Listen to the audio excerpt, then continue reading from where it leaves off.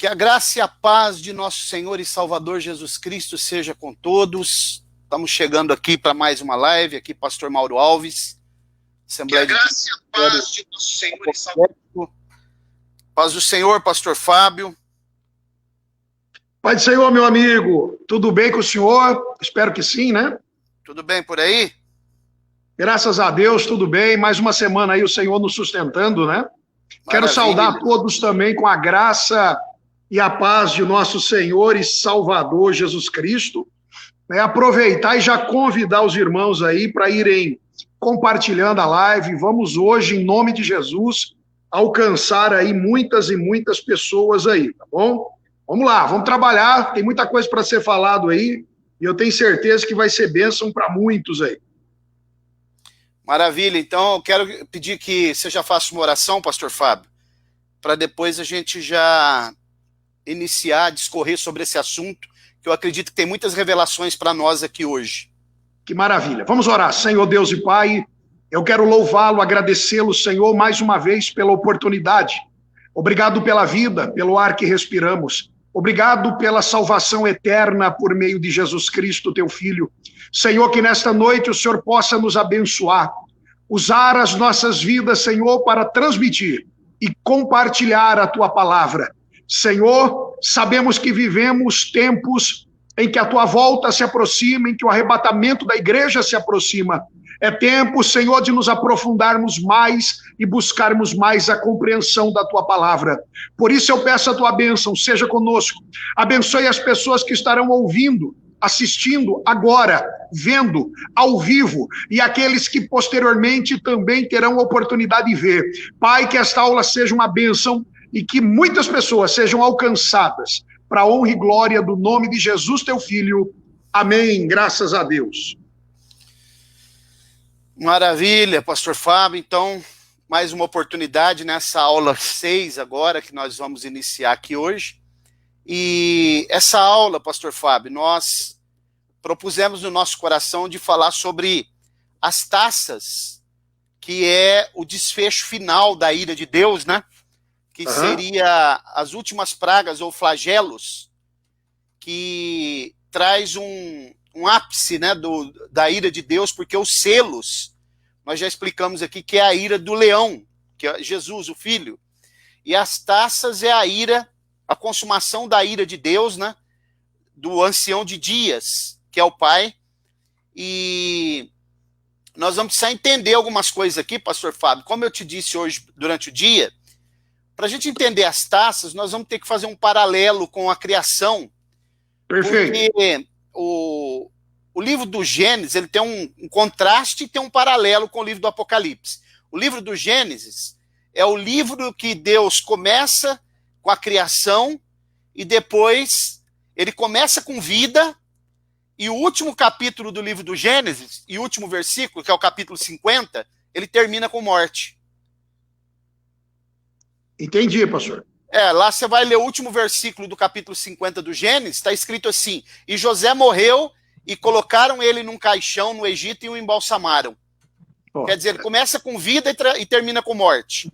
O livro do Apocalipse, ele traz uma série de juízos e depois, no final, ele termina com a vida eterna. Restabelecimento de Deus para todas as coisas. E Deus traz tudo o que o homem destruiu, Deus traz de volta ao estado original. Ok?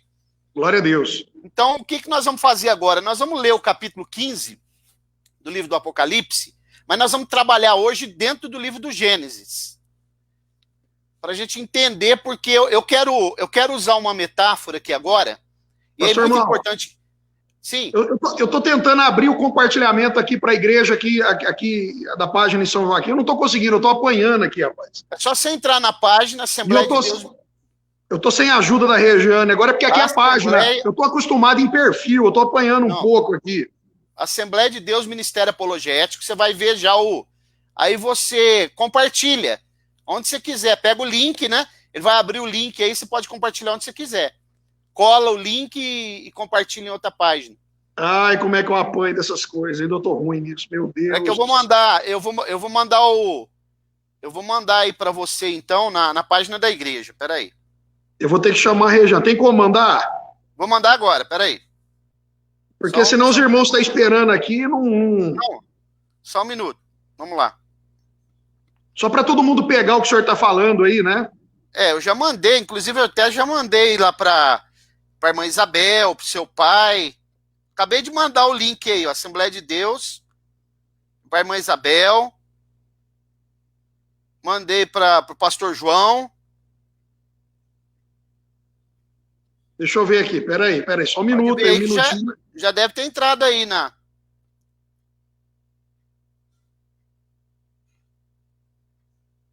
Gente, cadê esse negócio? Cadê? Pera só um minutinho aí, gente. Ô, meu Deus, eu já tô sozinho. Página aí. Ah, achei aqui, peraí, pastor. Agora sim, peraí, vamos ver se vai dar certo aqui. Agora deu certo, peraí.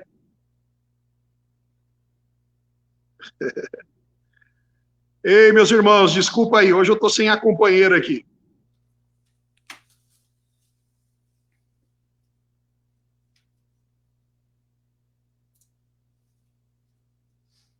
Já tem vários irmãos que estão entrando aí, a irmã Joyce, a paz do Senhor, o irmão Danilo Lima, Aline Moreira Soares, Roberto Braga, Enio, irmão Enio, irmã Andréia. Agora deu certo, meu amigo. Vamos lá, então. Glória a Deus. Agora vai, vamos lá. Danilo mandou aí também. Bom, então eu vou ratificar o que eu falei aqui. Faz isso. A Bíblia, pastor Fábio, a Bíblia ela é um livro sui generis. A Bíblia não é um livro comum, um livro de filosofia, né? A Bíblia não é um livro de ciência, embora ela tenha conceitos filosóficos e científicos nela. E a Bíblia ela está interligada. Houve uma mente mestre que trabalhou para que a Bíblia chegasse em nossas mãos. E nós temos alguns abismos de dificuldade para entender a Escritura. Primeiro, um abismo cultural, né? Cultural e geográfico, que a Bíblia foi escrita dentro de um contexto oriental, não ocidental, né? Então, nós aqui do Ocidente, a nossa mente ela é formatada dentro de uma ideia grega, ok? Então, nós herdamos muita coisa dos gregos. Até a língua que nós falamos, ela é proveniente do latim, que é uma língua morta, e do grego, que é uma língua que está ativa ainda. Então, para entender as taças, eu vou usar aqui uma metáfora de uma construção, ok? Uma metáfora de uma construção. Não se pode construir uma casa sem se fazer um alicerce bem sólido. Então, se você pegar aí vários estudos de escatologia, livros, revelações, estudos que tem na internet, você vai ver que, quando eles falam das taças, eles vão falar só o impacto, né, que as taças vão trazer. Só o resultado que as taças... Mas por que essas taças vão ser derramadas? Por que elas precisam ser derramadas e aonde está o fundamento dessas taças? Então, nós vamos trabalhar, nós vamos ler o capítulo 15 de Apocalipse, mas nós vamos trabalhar mais no livro do Gênesis hoje, porque, como eu estava falando no começo, talvez muitos irmãos não ouviram, o livro do Gênesis ele tem um paralelo e tem um contraste com o Apocalipse ao mesmo tempo, simultaneamente. Porque o livro do Gênesis ele começa falando de vida e termina falando de morte. Perfeito. Começa falando da criação, e no último capítulo, que é o capítulo 50 e último versículo, a Bíblia diz, e morreu José e foi colocado num caixão no Egito. Ok? O livro do Apocalipse, ele traz uma série de juízos, mas no final ele traz a vida eterna e o restabelecimento de tudo aquilo que o homem degradou. Deus restabelece tudo e traz de volta ao estado original. Ok? Entendido. Eu acredito que aqui já é uma plataforma para a gente poder seguir e entender bem. Então vamos ler o capítulo 15 do livro do Apocalipse, alguns versículos. Eu vou até colocar aqui para os irmãos acompanharem aí. Eu vou usar aqui a revista atualizada. Ok. Então vamos lá.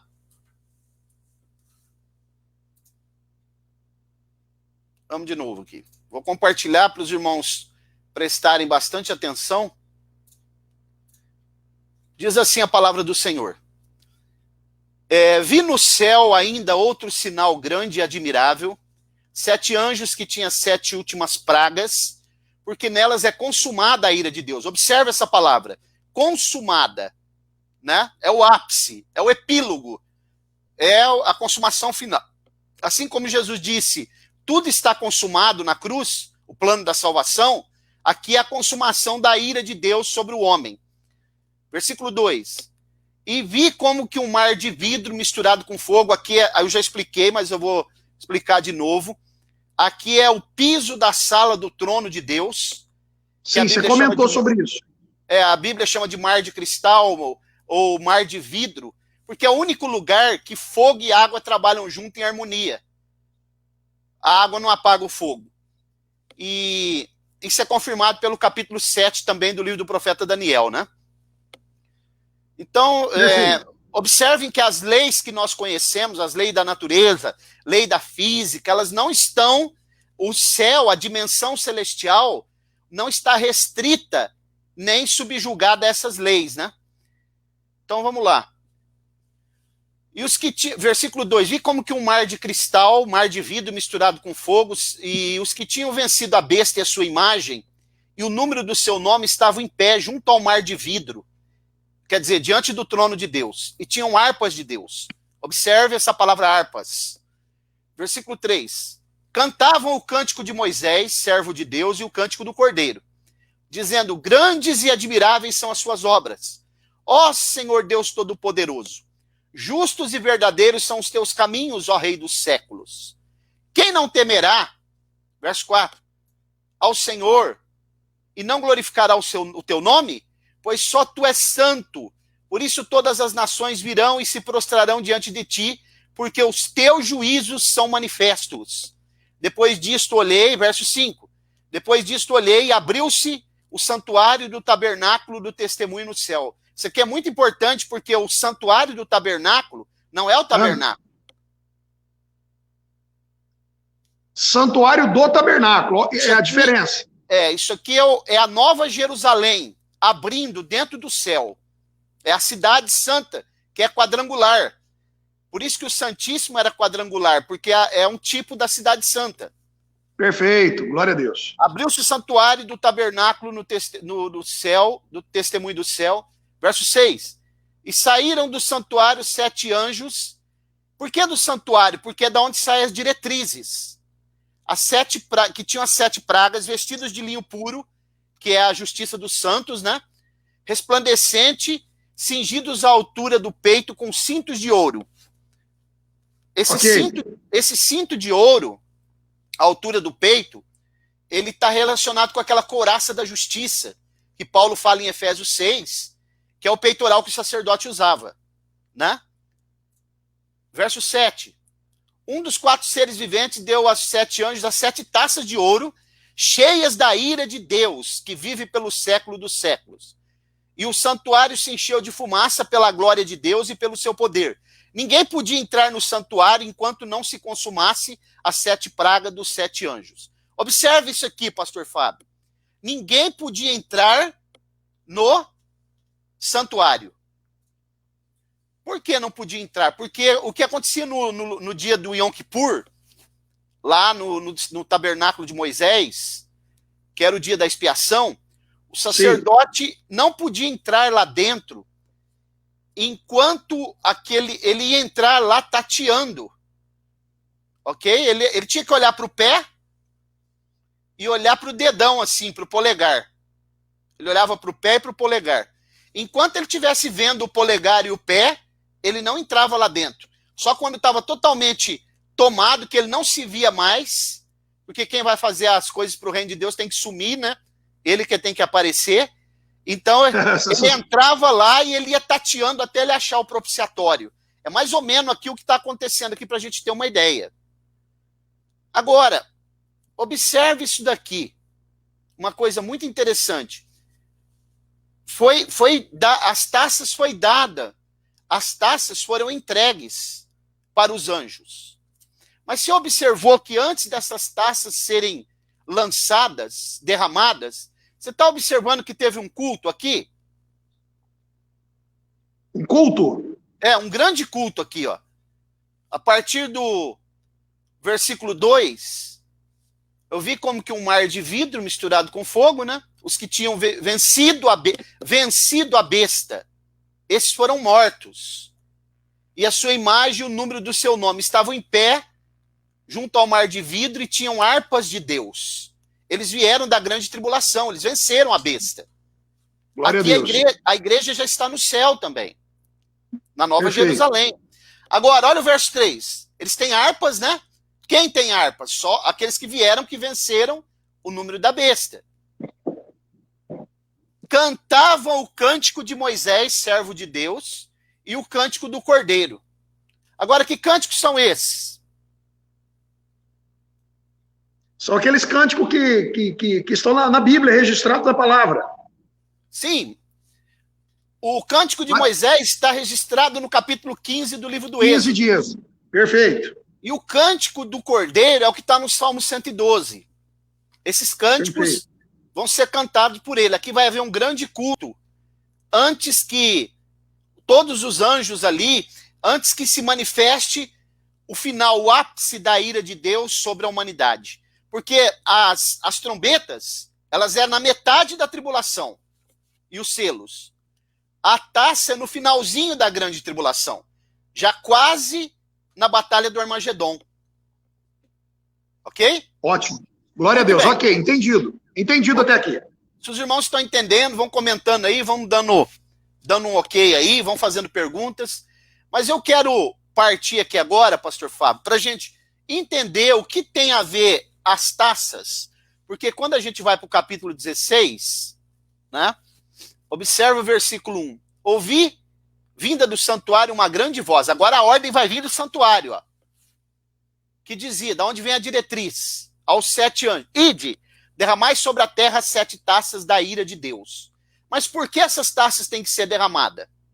Aí nós precisamos entender agora, fazer o alicerce da casa, para poder entender, e nós precisamos ir lá para o livro do Gênesis, capítulo 1. Quer dizer, para dar continuidade nas taças, nós temos que entender isso primeiro. Nós só vamos entender essas taças sendo derramadas entendendo a criação agora, ou pelo menos uma síntese do que aconteceu na criação. Então vamos lá. Capítulo 1 do Gênesis, né? Uhum. Que eu quero dar algumas explicações. Talvez nós nem vamos entrar nas taças hoje. Talvez não vai dar tempo. Talvez vai precisar 2 aulas para isso. Então, olha o capítulo 1, versículo 1, que é muito conhecido, né? No princípio criou Deus os céus e a terra. Você sabe que a palavra céus aqui é a palavra chamai? Não. Chamai é o seguinte, é fogo e água. Chamai, chama. Por isso que lá no trono, diante do trono, está lá o fogo e a água no piso da sala do trono, porque o céu, ele tem essa ideia, ele já tem essa lei que não entra como as nossas leis aqui. Lá já trabalha fogo e água juntos. Os serafins são anjos de fogo. Glória a Deus. Então vamos lá. No princípio, né? Bereshit Elohim bara, que é aqui a palavra bara, criou, é criar de uma matéria, de nada, não existe matéria-prima. Bereshit Elohim bara, né? Aí vem a palavra céu, chamai, que é fogo e água. Então, porque você sabe, pastor Fábio, que a palavra abracadabra que os mágicos usam, ele vem de uma palavra aramaica que tem essa raiz aqui, bara. Aí fala avram kadravram, que é abracadabra, é trazer um coelho da onde não tem. Por isso que você ouve a frase assim, vamos tirar um coelho da cartola, porque não tem coelho na cartola. Tirar do nada. Do nada, é o que Deus fez aqui. Aí a palavra aramaica é abracadabra, né? Avram Kabarham, que é mais ou menos isso daí. Então observe aqui, no princípio criou Deus os céus e a terra. A terra era sem forma e vazia, e havia trevas. A palavra aqui é tohu vavohu, a palavra do hebraico aqui, tohu vavohu, que significa havia trevas, a terra estava sem forma e vazia. Estava sem forma e vazia. Ok? Ok. E havia trevas sobre, quer dizer, aqui, na verdade, o que aconteceu aqui, que vai acontecer a partir do versículo, entre o versículo 1 e 2 e o 3, é um gap, uma lacuna muito grande de milhões de anos, que na verdade são eras. não são anos, são eras. Porque você sabe que eras tem uma conotação muito mais abrangente, né? Sim. Então pode colocar eras aí. Então vamos lá.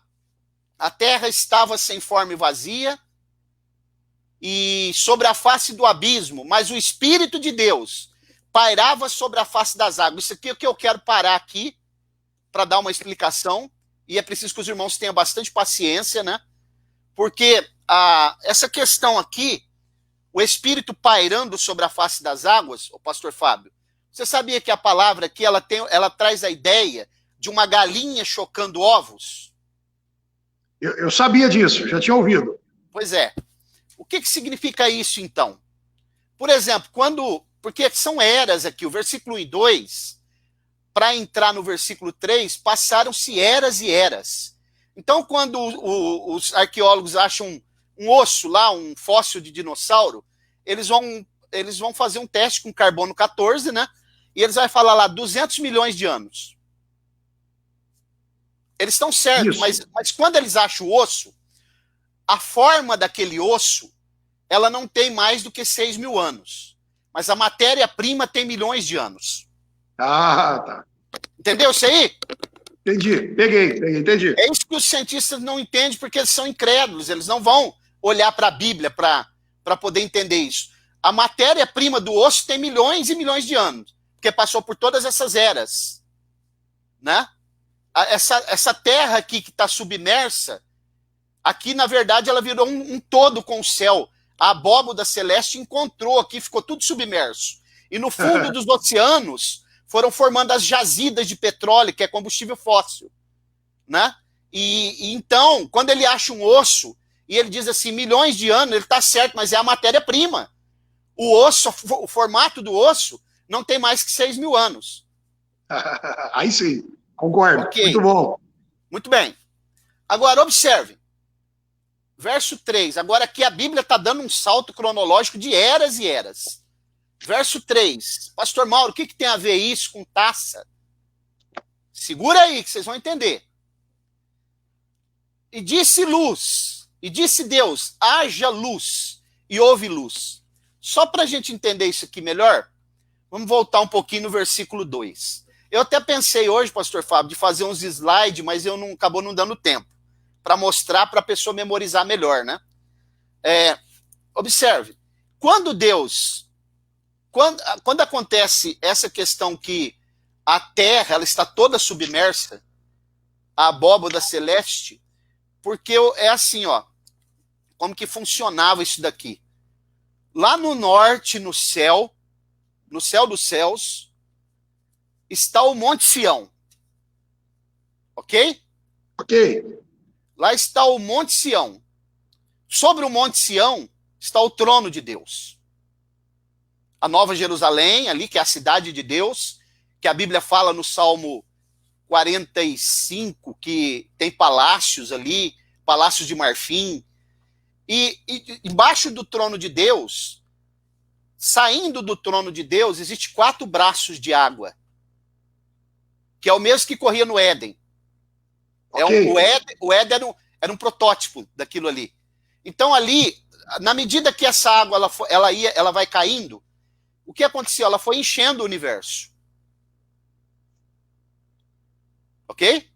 Ela foi enchendo e foi se formando um grande mar. Por isso que os cientistas eles dizem que não pode ter havido dilúvio na Terra toda porque não tinha água suficiente. Mas eles se esquecem que quando houve o dilúvio, Deus abriu a compota de cima e a fonte do abismo de baixo. E tá claro isso na Bíblia, né? Tá, nós vamos chegar lá. Aí o que acontece? Ficou tudo submerso. O que Deus faz? Versículo 3. Vamos ter isso na mente que está tudo submerso. Versículo 3. Disse Deus, haja luz, e houve luz. Agora eu pergunto aqui, que luz é essa? Não é a luz dos luminares. É uma outra luz, né? Não, porque os luminares, eles só vão foi criado depois. Só lá no 4º dia.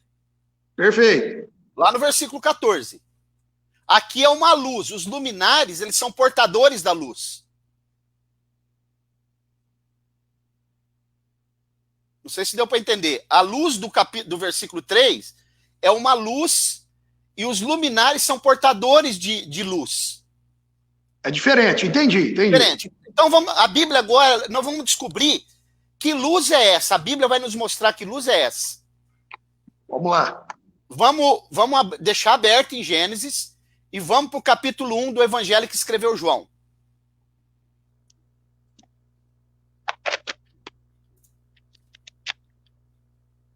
Ei, como é bom a palavra de Deus. Muito bom isso, né? Vamos lá.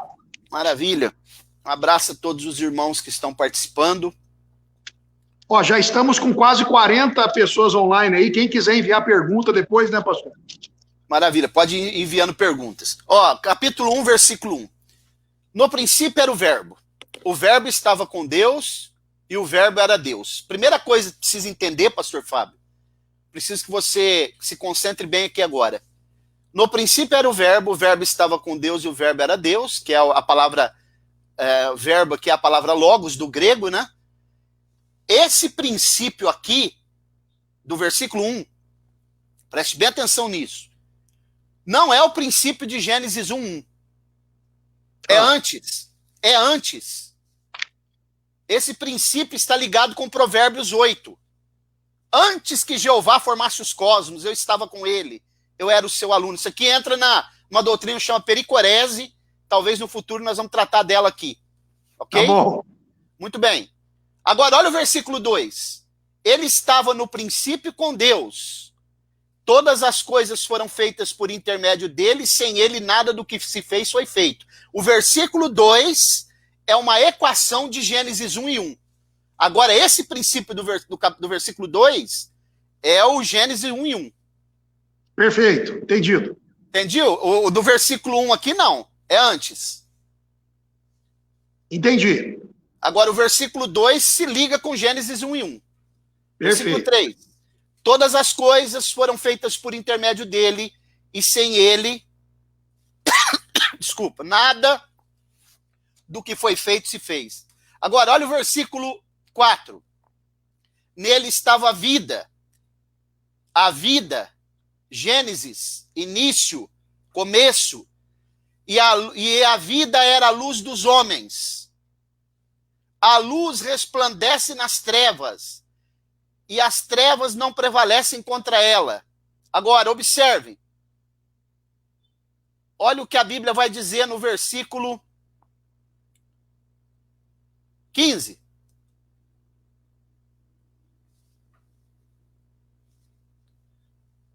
João deu testemunho dele dizendo, e clamou dizendo, este é aquele de quem eu disse o que vem depois de mim, mas é antes de mim. Olha aqui, ele já existia. Todos nós o recebemos na sua plenitude, da sua plenitude, e graça sobre graça. Agora, vamos ver um versículo aqui que é chave agora. Preste bem atenção.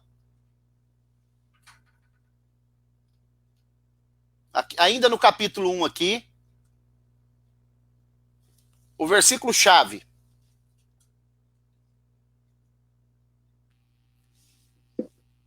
Pode ir comentando aí, pastor Fábio, enquanto eu acho esse versículo aqui.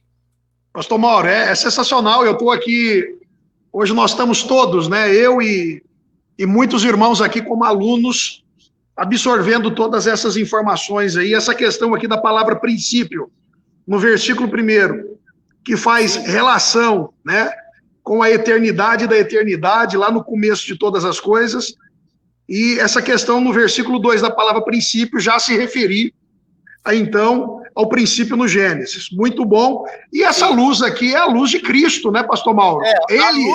A luz é o próprio Cristo. É o próprio Cristo, né? É o próprio Cristo. Mas eu estou procurando um texto aqui em João, talvez você me ajude aí, que ele vai falar assim, ó. Ele era a luz do mundo, e os homens não o reconheceram. É aqui no capítulo 1 mesmo. Deixa eu ver aqui. Os irmãos que estão aí com a Bíblia podem me ajudar. Como são muitas informações. O versículo 10, ó. O versículo 9, ó. Versículo 8. Ele não era a luz, mas veio para dar a luz. Ele não era a luz quem? João, né? Pois a verdadeira luz que alumia todo homem estava chegando no mundo. Estava no mundo. Estava no mundo. Olha como que o verbo está conjugado no passado. Verso 10. Estava ele no mundo, e o mundo foi feito por intermédio dele. E o mundo não o conheceu. Eles não sabiam que a luz era ele.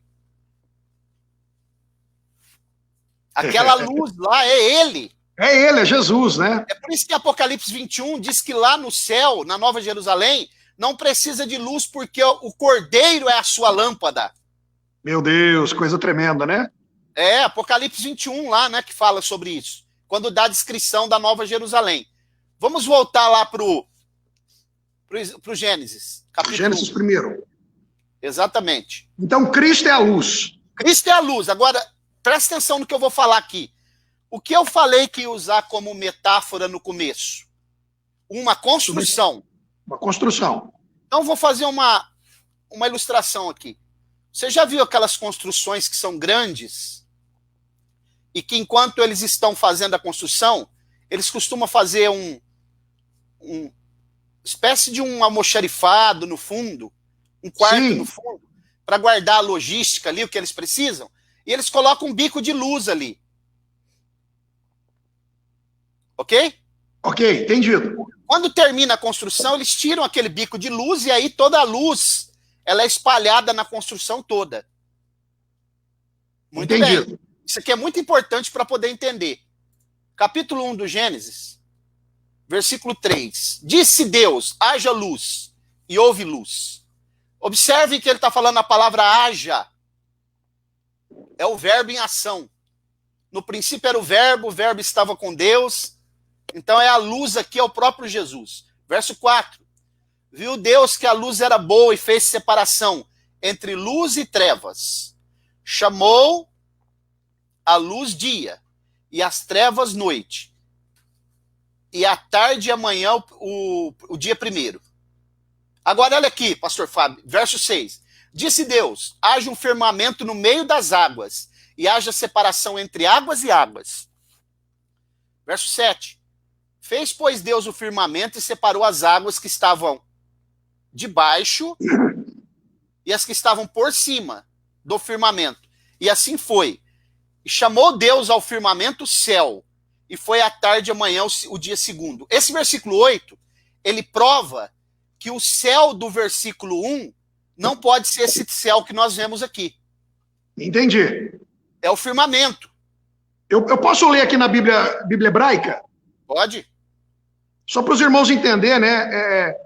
Porque muitas pessoas leem a palavra firmamento e não compreendem, não entendem o que é. Ó, aqui tem outra palavra para explicar. Diz assim, Deus disse, haja um domo no meio da água, que ele separe água de água. Deus fez o domo e separou a água acima do domo e a água debaixo do domo. É exatamente aquilo que o senhor comentou. Águas que estão acima do firmamento, que o senhor falou que emana dos 4 braços que saem lá do trono de Deus e preenche todo esse espaço aí de águas. Então, existem essas águas acima do firmamento, que não pode ser confundida com essas águas aqui, que são os mares, os rios, né, pastor Mauro? Então, mas ainda tem mais algumas coisas aqui para ser explicada.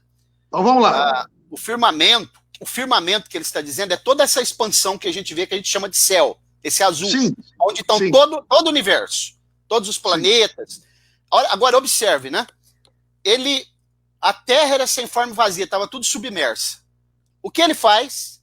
Ele coloca um firmamento entre as águas que estavam em cima e as águas que estavam embaixo.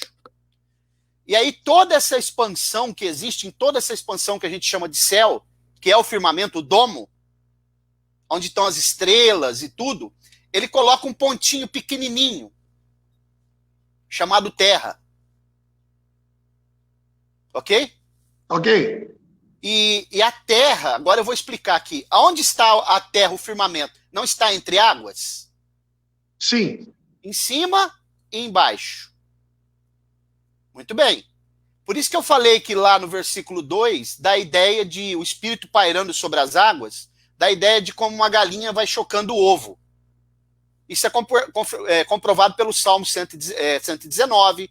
Isso, a questão dos braços que saem do o rio que alegra a cidade de Deus. O Salmo 46 deixa bem claro. Então, veja bem, como que funciona nós aqui.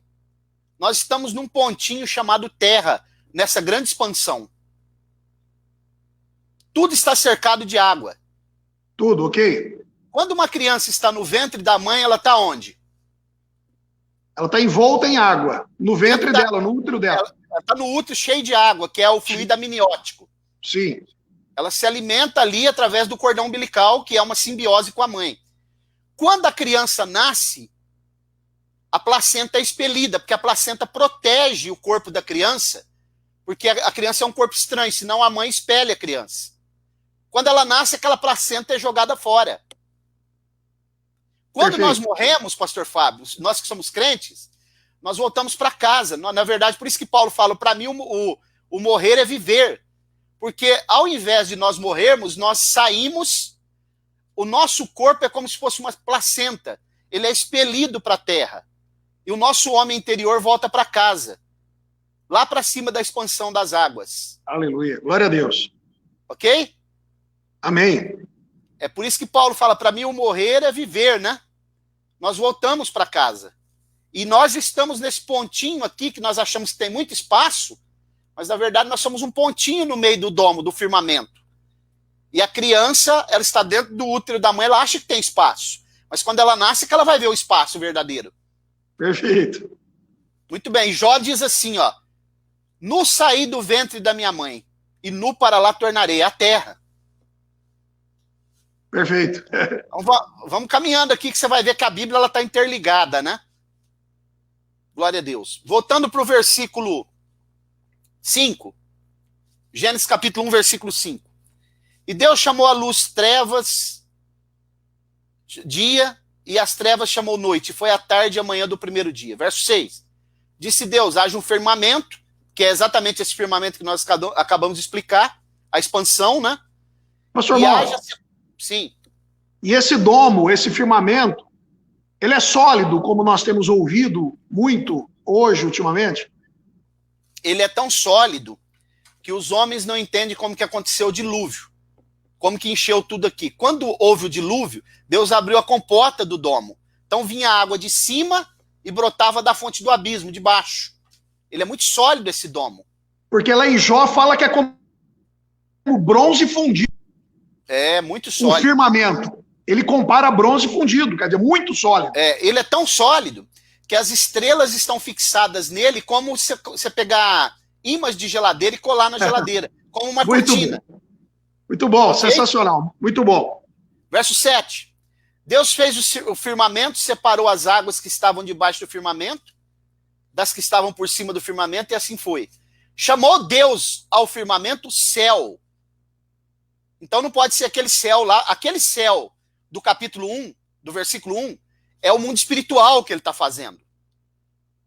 Aquilo ali é o mundo espiritual. Quando a Bíblia diz que pela fé nós entendemos que pela palavra os mundos foram criados, é o mundo físico e o mundo espiritual. Hebreus fala isso. Perfeito. Ok? Muito bem. Versículo 8. Deus chamou o firmamento céu, e foi à tarde e amanhã o segundo dia. Verso 9. Disse Deus, ajunte-se num só lugar águas, que estão debaixo do céu, e apareça o elemento seco. Aqui ele vai fazer a terra agora. A terra estava submersa. Ele vai separar aquela terra que estava submersa, como uma criança que fica dentro do útero, ele tira das águas agora. Agora ele vai tirar das águas. Glória a Deus, muito bom. Isso aqui não é para qualquer cabeça não, viu? Isso aqui é para verdadeiramente quem ama a palavra de Deus mesmo. Meu Deus, glória a Deus. Os irmãos deveriam estar dando glória aí, glorificando a Deus, porque isso aqui é revelação profunda para nós. Verso 10, Deus chamou o elemento seco terra. Por isso que ele acha o osso, pastor Fábio, e ele diz milhões de anos. É porque a matéria-prima tem milhões mesmo, estava submersa. Estava subtendido. Entretanto, o formato do osso não tem 7.000 anos ainda. 7.000, perfeito, perfeito. Verso 10, e ao ajuntamento das águas mares, e viu Deus que isso era bom. Verso 11, disse Deus, produza relva. Agora, vamos lá vamos dar uma olhada para o verso 14. Agora aqui, pastor Fábio, ele vai tirar o bico de luz e ele vai iluminar toda a casa agora, o que eu falei da construção. 14. Disse Deus, haja luminares no firmamento do céu, para fazerem separação entre dia e noite. Sejam eles para sinais e para estações, e para os dias e anos. Aqui agora, lá no versículo 3, tinha luz. Aqui tem os portadores da luz. Glória a Deus, muito bom. O sol para governar sobre o dia, e a noite para governar sobre... E a lua para governar sobre a noite. Você sabia que quando você vai olhar o trabalho de Deus, o Pai, ele trabalha à noite e o Filho trabalha de dia? Ó. Estou falando das pessoas, né? Não estou falando do Deus. Aham. Deus é um só. Estou falando que o Pai, por isso que ele falou assim, convém que eu faça as obras de meu Pai enquanto é dia. A noite vem, quando ninguém poderá trabalhar, porque meu Pai trabalha até agora. O Pai trabalha à noite, dissipando as trevas. E Jesus ele vem e traz, por isso que ele é resplandecente, estrela da manhã, porque o trabalho dele é durante o dia. Glória a Deus, muito bom. Muito bem. Agora se observa aqui. A palavra de Deus, diz o Salmo 119, ela é lâmpada e luz para os pés e para o caminho. Porque os luminares aqui, eles estão trazendo a luz. Eles são portadores daquela luz do versículo 3. Porque se você tiver uma lâmpada, mas ela não tiver luz, ela não serve. Se não tiver energia, ela não funciona. Aí agora eu vou entrar num campo aqui muito interessante. A lâmpada é só portadora, perfeito. A palavra poder no Novo Testamento é a palavra dínamo, dunamis, dínamo, que é um gerador de energia. Quando a gente acende a luz aqui, ó, apaguei e acendi. A gente pensa que essa luz aqui chega fácil aqui, né? Só que essa luz, ela primeiro, lá na hidrelétrica, acontece com a força da água, as turbinas são acionadas. Aí tem as redes de transmissão. A energia vai passando, mas ela sai da hidrelétrica numa potencialidade muito alta.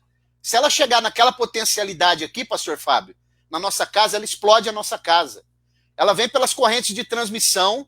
Quando ela chegar aqui na rua de casa, no poste tem um transformador. Para quê? Para transformar em 220 ou 110 e chegar aqui. Aí você liga os seus aparelhos, nós liga a luz e assim por diante. Olha o que acontece. Por isso que eu estou mostrando isso daqui, né?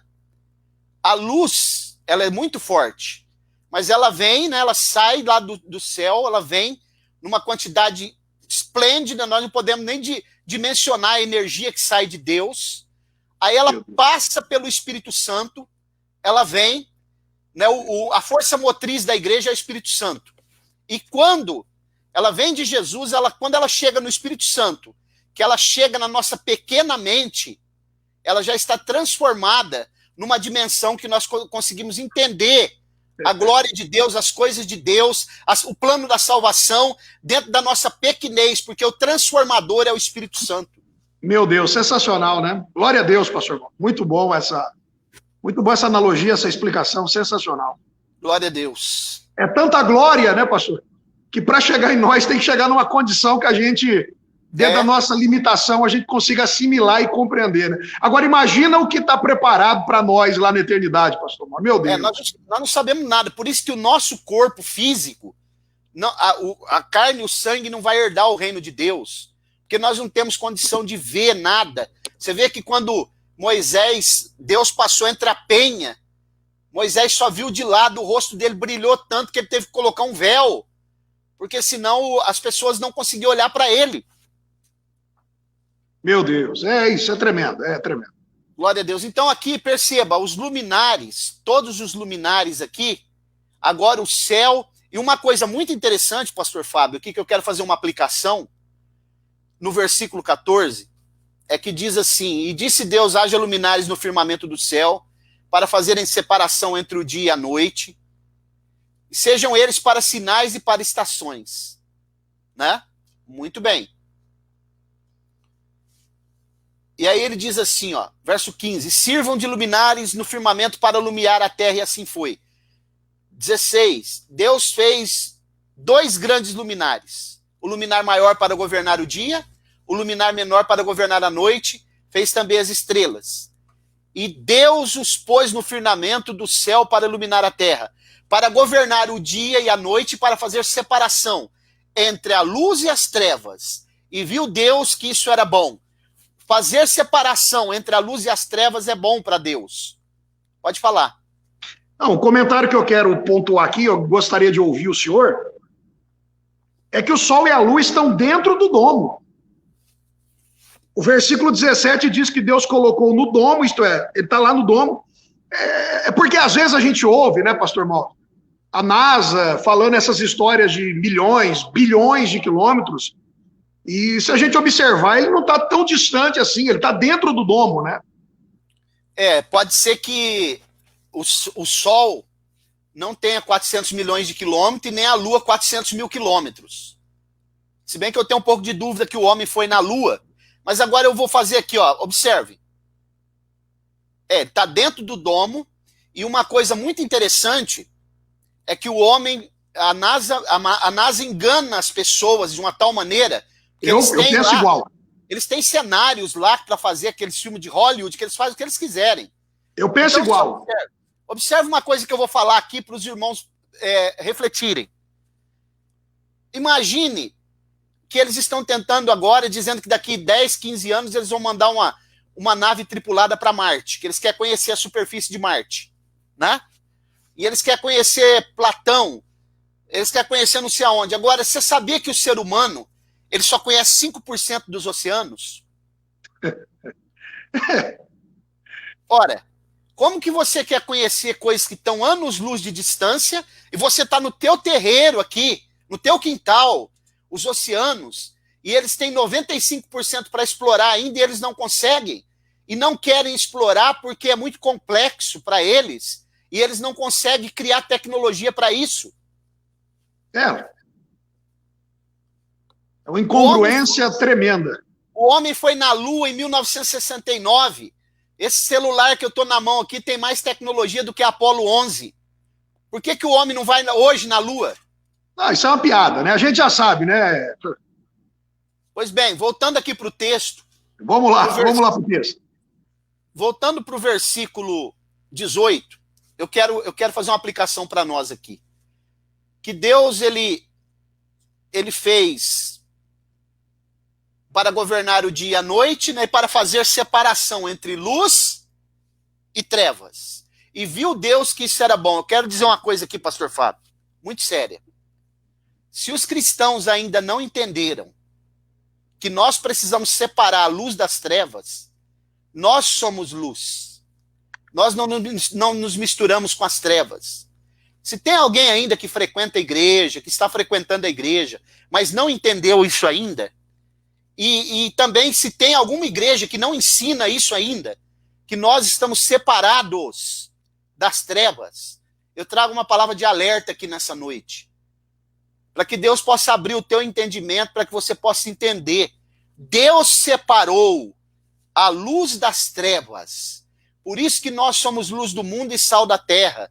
E Jesus falou que não se pode pegar uma cidade em cima do monte e esconder ela.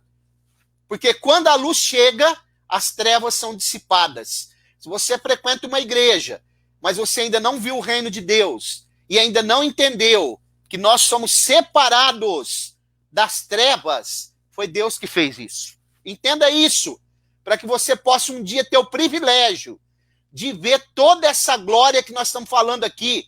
Nós estamos falando só um fragmento, porque a nossa mente não alcança. Comenta aí, pastor Fábio.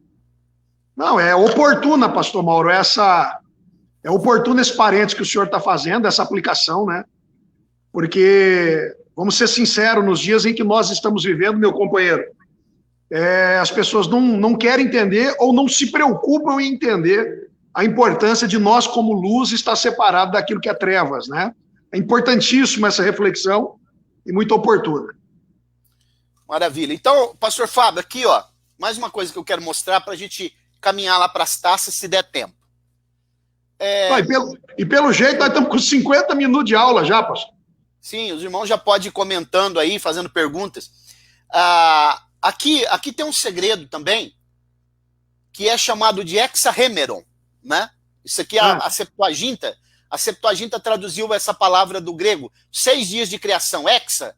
O Brasil está procurando ser hexa ainda. Hexahemeron, os 6 dias da criação. Ok? Ok. Então, nós entendemos, nós percebemos, quando a gente vai estudar esse assunto aqui com mais detalhe, a gente percebe uma coisa.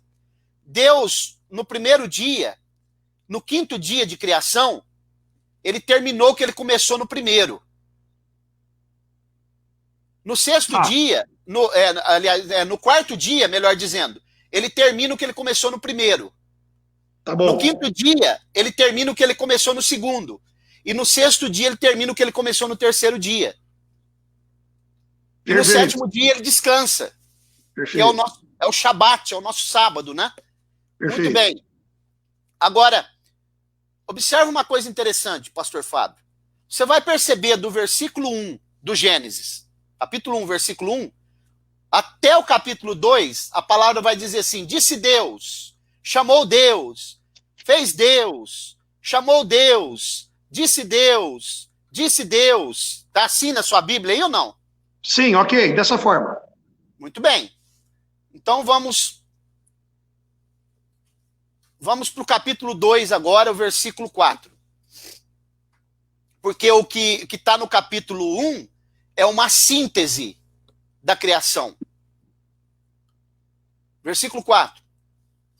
Agora ele vai começar a discorrer, né? Na verdade, lá é uma epígrafe que nós estávamos lendo. Todo o capítulo 1 é uma epígrafe. Olha o versículo 4. Eis as origens dos céus e da terra, quando foram criados. No dia, agora observe, que o Senhor Deus fez terra e céu. Agora aqui já mudou. Aqui já não é Deus mais. Aqui é Senhor Deus. Na Bíblia hebraica, Adonai. Adonai. Então, quando a palavra... Isso aqui é muito interessante, ó. Quando você lê a palavra Senhor, toda com letra maiúscula, toda ela com letra maiúscula, é a palavra Adonai, que é uma mistura do tetragrama com as vogais. Porque o tetragrama não tem vogal, é impronunciável. Quando você lê a palavra Senhor, só com o S maiúsculo, é a palavra Adoni. Ok. Porque aí está se referindo ao filho. Você pode ver que Senhor aí deve estar com letra toda maiúscula, né? Toda maiúscula. Adonai está toda maiúscula aqui. Adonai é toda maiúscula. Adoni é só o S maiúsculo. Perfeito. Muito bem. Então, observe. Até o capítulo... Todo o capítulo 1, até no capítulo 2, versículo 3, disse, fez Deus, havendo Deus, criou Deus. Versículo 3 do capítulo 2, abençoou Deus. Agora, olha o versículo 4 do capítulo 2. Eis as origens dos céus e da terra, quando foram criados. No dia em que o Senhor Deus... Aí ele adiciona a palavra Senhor. Ok. Por que será, hein? Tudo que está na Bíblia tem um significado. Nada é por acaso. Tudo tem uma explicação e um propósito. Porque antes do hexahemeron, 6º dia, que o homem foi criado no 6º dia, aqui na terra, não havia ninguém para chamar Deus de Senhor. Ok? A partir de agora, já tem alguém que chama ele de Senhor, Adão. Então a Bíblia começa a tratar Senhor Deus. Você pode ver a partir do versículo 4, abençoou o Senhor Deus. Versículo 4, eis as origens dos céus. Versículo 5, não havia nenhuma planta no campo ainda, porque o Senhor Deus não tinha feito chover. Versículo 7. Formou o Senhor Deus o homem do pó da terra. Perfeito. Ok? É porque eu observei várias vezes aqui.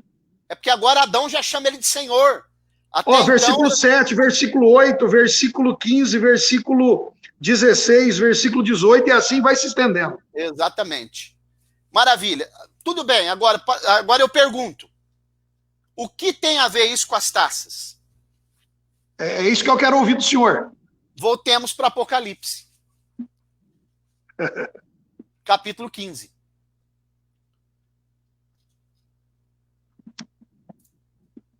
Porque nós demos aqui uma síntese da criação, né? Então, o capítulo 15 de Apocalipse, é muito importante uma coisa que eu vou falar aqui para os irmãos entenderem. As trombetas, pastor Fábio, as trombetas que estão que acontecem na metade da tribulação, para que são essas trombetas? Para expulsar, as trombetas é para expulsar a influência do mal na terra. Ok?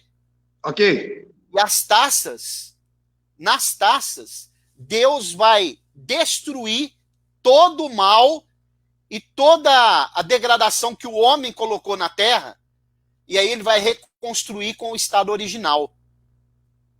Perfeito. As taças é para isso. Vamos provar isso? Vamos. Antes da gente ler Apocalipse, Romanos capítulo 8.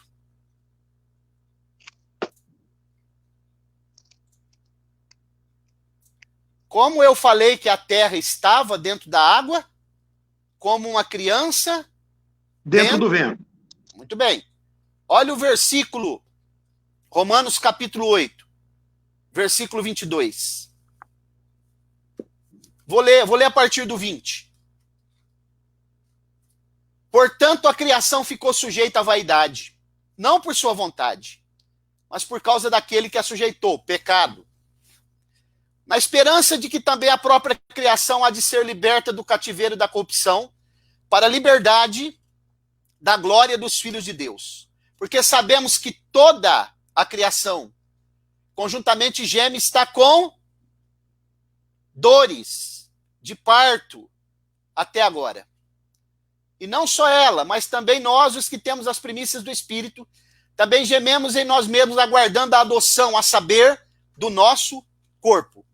Percebeu por quê? Começou a entender agora por que Deus precisará derramar as taças para que a terra possa dar a luz novamente e possa voltar ao estado original. Porque ela está com dor de parto. Tremendo, hein, pastor Mauro? Voltemos para Apocalipse capítulo 15. Meu Deus, cada coisa, né? Glória a Deus. Glória a Deus, é verdade, glória a Deus. Capítulo 16.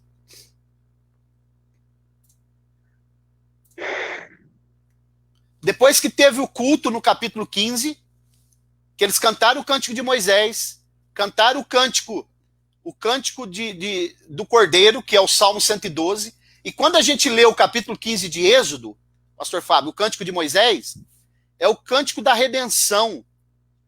É o cântico da redenção, da transformação.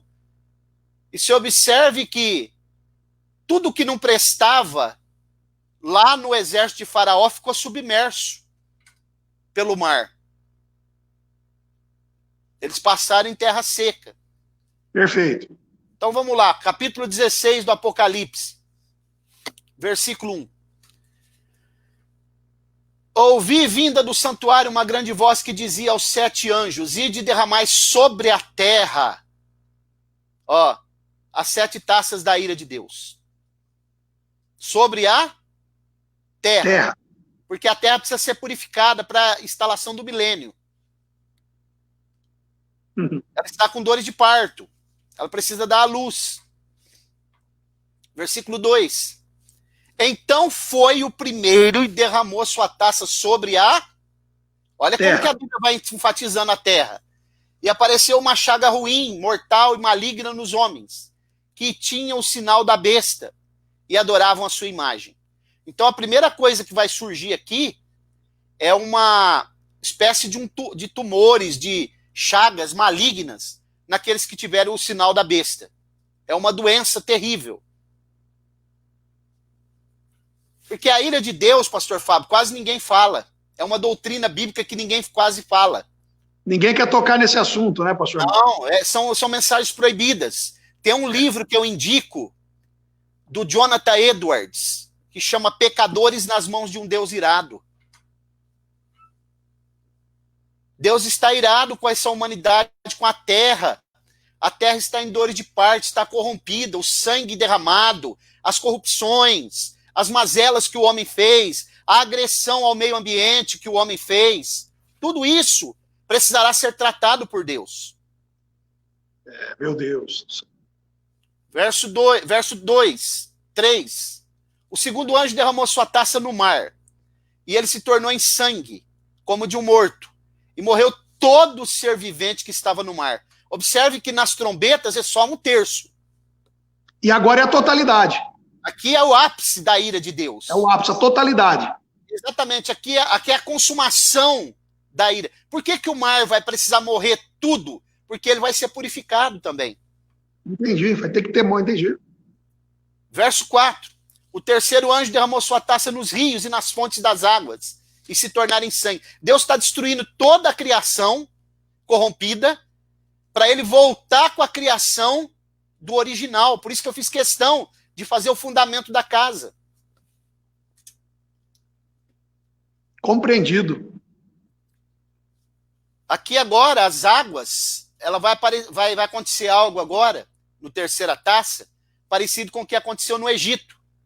A água se tornando em sangue. Só que observe, nas trombetas, também foi só um terço. Aqui é toda a água. Toda a água. As fontes da água potável, toda vai ela acabar. Vai acabar. Acabar. Exatamente. Meu Deus, que coisa. Exatamente. Porque no milênio vai sair uma fonte de água do trono de Jesus em Jerusalém, da fonte de Gion, que vai cair no Mar Morto, e o Mar Morto vai voltar a ter vida. Meu Deus. Vamos lá. Verso 5. Eu ouvi o anjo das águas. Olha aqui, tem um anjo que tem domínio sobre as águas. Como tem aquele que tem domínio sobre o fogo, né? Tem um que tem domínio sobre o sol também. Sobre o sol, é. Glória a Deus. Verso 6. Verso 5. Ouvi o anjo das águas dizer: justo és tu, que és... Agora observe o verbo. Não é que eras, é que és, que eras o santo. Porque o verbo conjugado na dimensão de Deus, no kairós, ele é sempre no presente. Aleluia.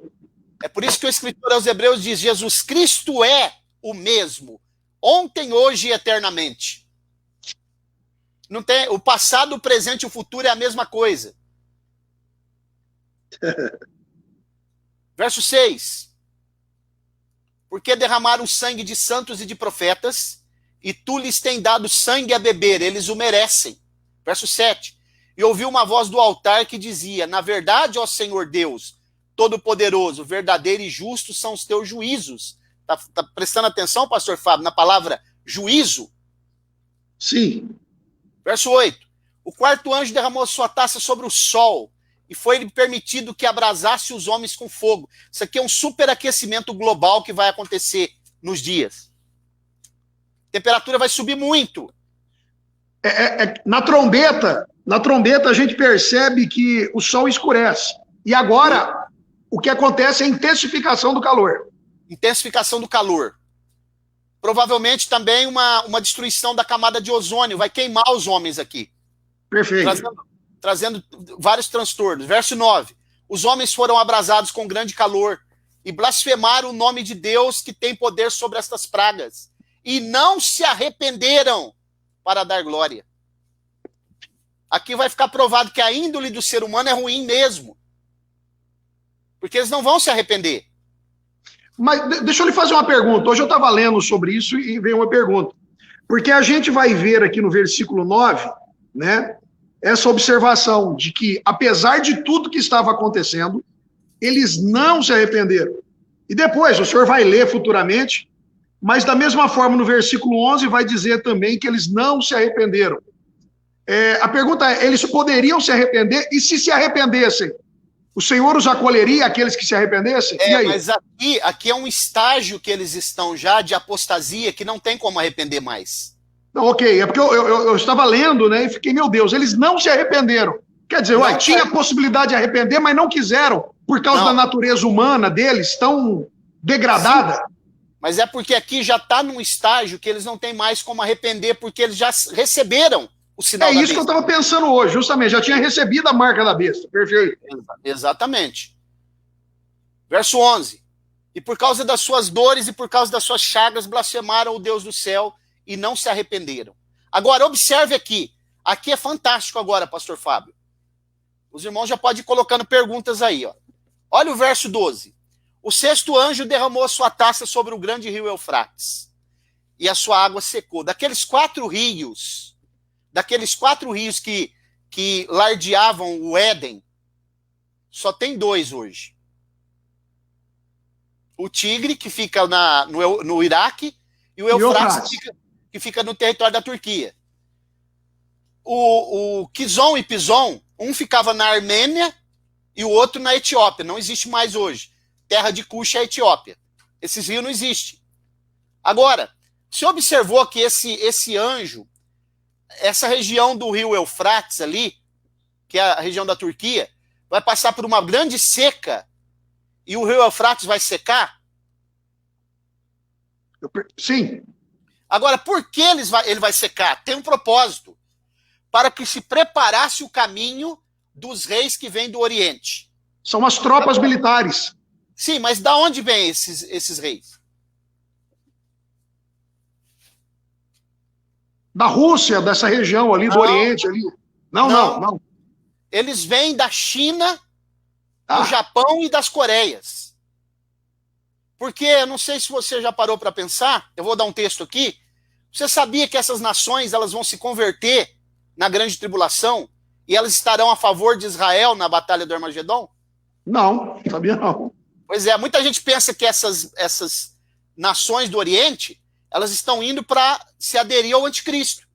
Mas Deus está fazendo o Eufrates secar para eles passarem, para intervirem a favor de Israel. Olha. Vamos ler? Vamos ler. Vamos lá, Daniel, capítulo 7. Aliás, capítulo 11.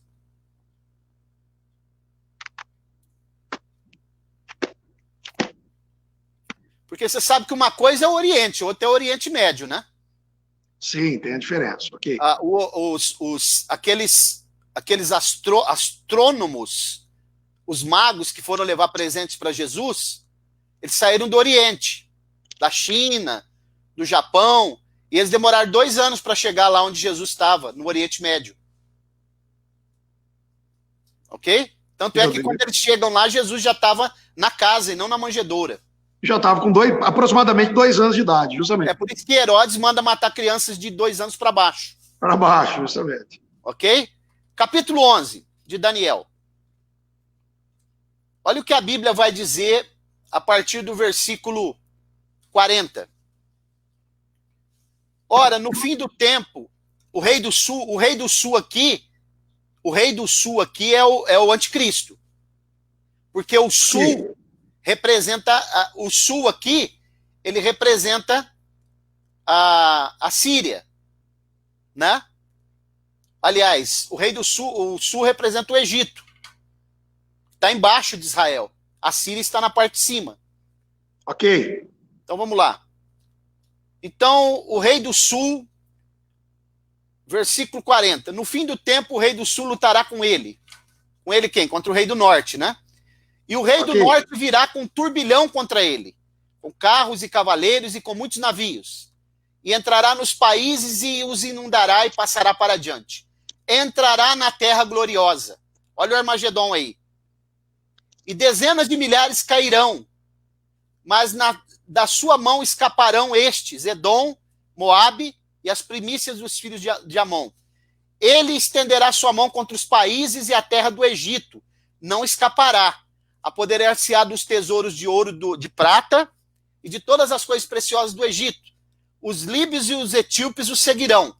Mas os rumores do Oriente e do Norte o espantarão, e ele sairá com grande furor para destruir e extirpar a muitos. Percebeu que os que vêm do Oriente são contra ele?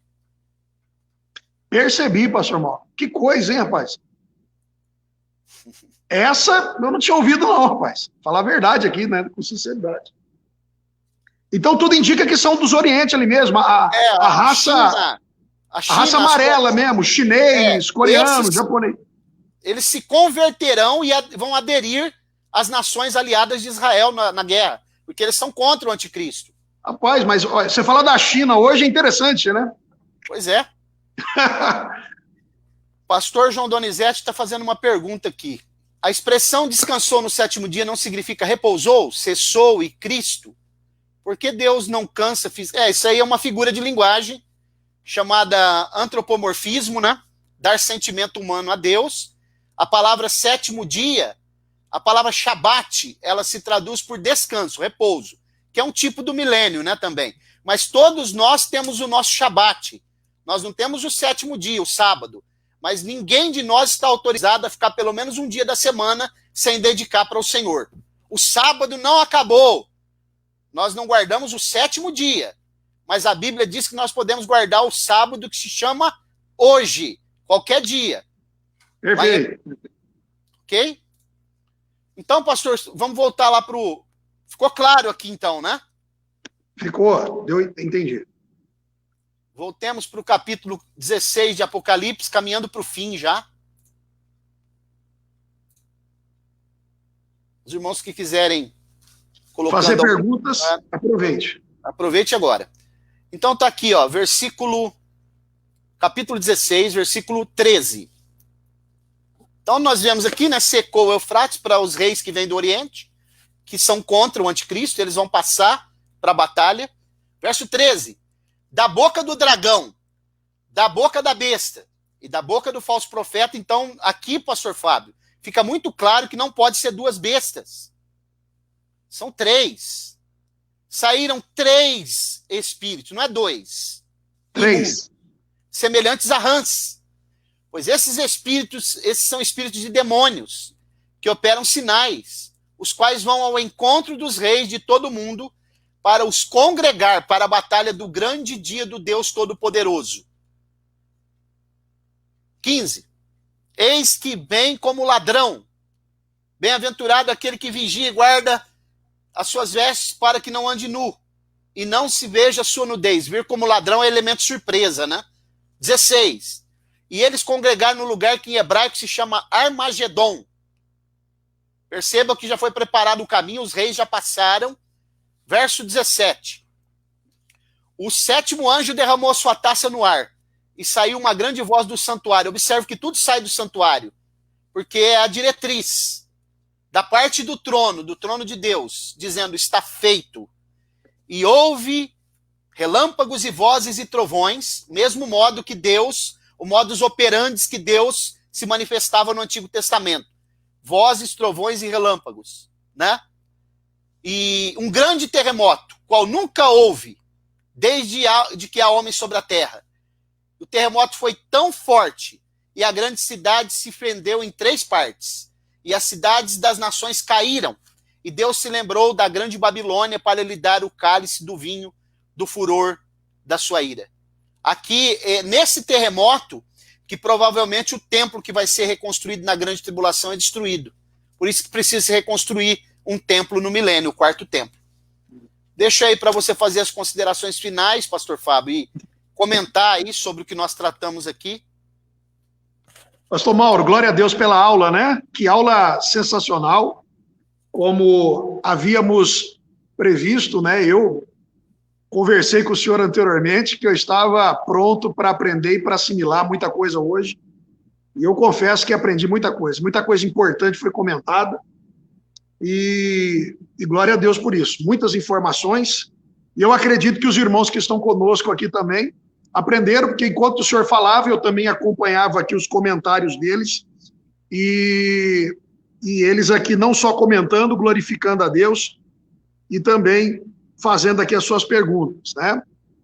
O senhor quer responder as perguntas e agora, depois eu dou a palavrinha final aqui para nós já terminar? Você pode participar das respostas aí também. Então, eu não entendia do Maurício Santos aqui, eu não entendi a pergunta dele. Então, mas isto que o pastor Fábio falou são os que ficaram na grande tribulação, na tribulação. Eu acho que ele está se referindo àquela questão que eu fiz uma participação lá, uma parte, quando eu falei do arrependimento. Essas pessoas provavelmente as que estão na grande tribulação, sim, que aceitaram a marca da besta. Sim, exatamente. Nós falamos sobre isso.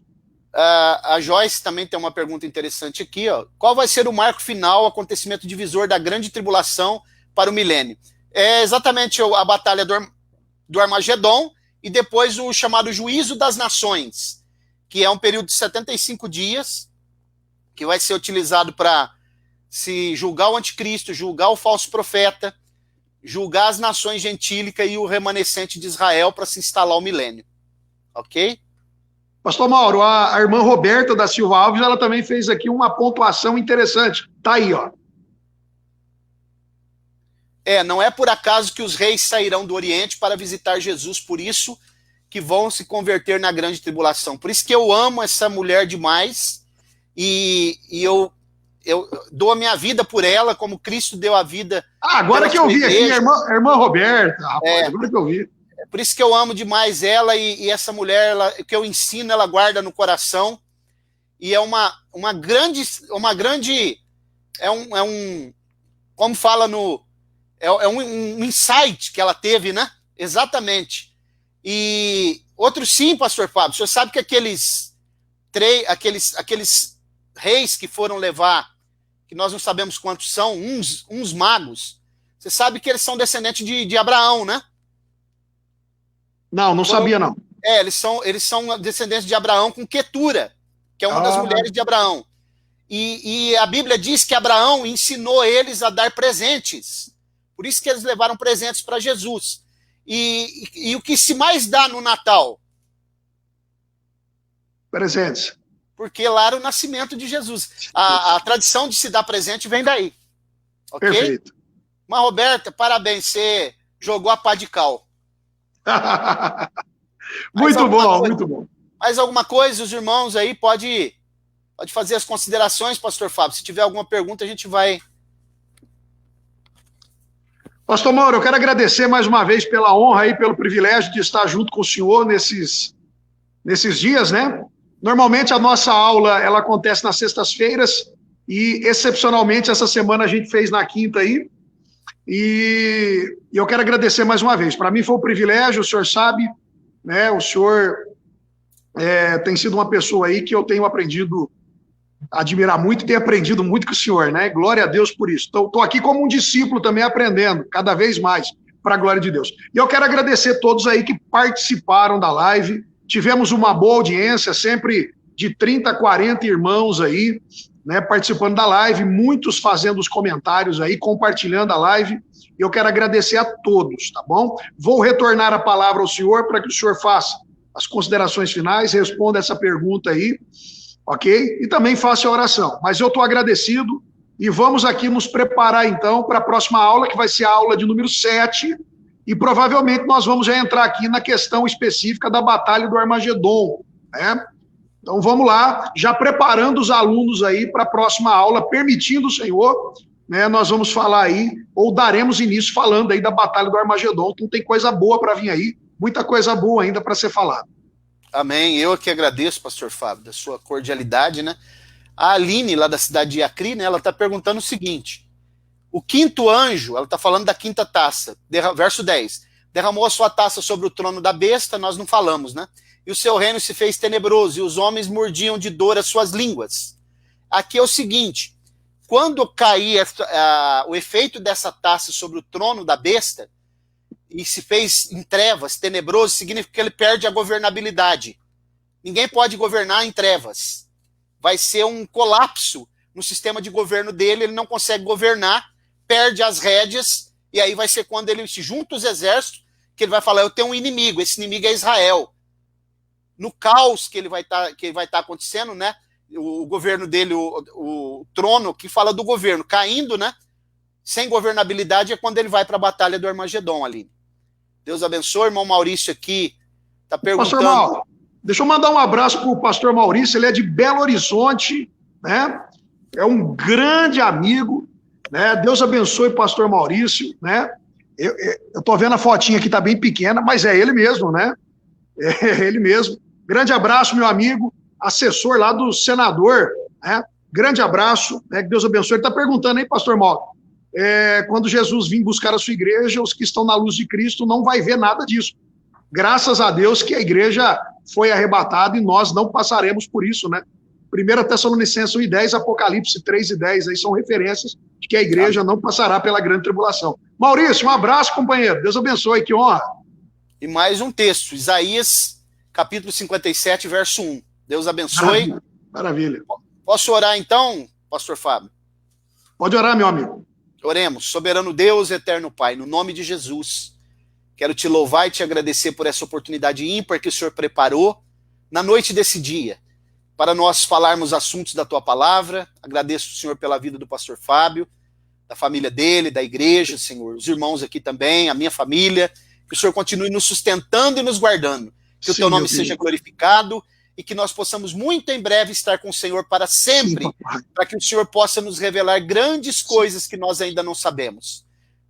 No momento nós só sabemos em parte, mas Jesus vai voltar, Senhor, e nós queremos então conhecer plenamente os teus mistérios. No nome de Jesus nós oramos e agradecemos.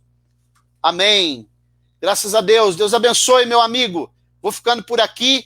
Fiquem na paz do Senhor e até uma próxima eventual oportunidade, se Ele permitir. Amém. Abraço. Tchau, tchau. Até a semana que vem, permitindo Deus. Um abraço para todos. Fiquem com Deus. Um abraço.